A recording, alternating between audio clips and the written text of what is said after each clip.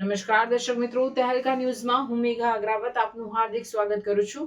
આપ જોઈ રહ્યા છો તહેલકા ન્યૂઝ. ભરૂચમાં તંત્ર દ્વારા મોટી કાર્યવાહી હાથ ધરવામાં આવી છે. ભરૂચ જિલ્લા પંચાયતની હદમાં આવેલી 2 દરગાહોને વહેલી સવારે તોડી પાડવામાં આવી હતી.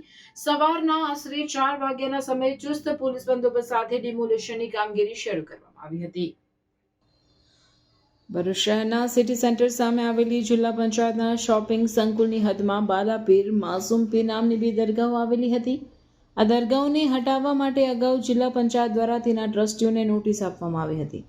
નોટિસ બાદ આજે વહેલી સવારે એસડીએમ મનીષા મનાણી, જિલ્લા પંચાયતના અધિકારીઓ, શહેર ઈ ડિવિઝન પોલીસ મથકના પીઆઈ RM વસાવા, 2 PSI સહિત 40 પોલીસ કર્મચારીઓ અને 30 હોમગાર્ડ જવાનોની હાજરીમાં ડિમોલિશનની કાર્યવાહી હાથ ધરાઈ હતી.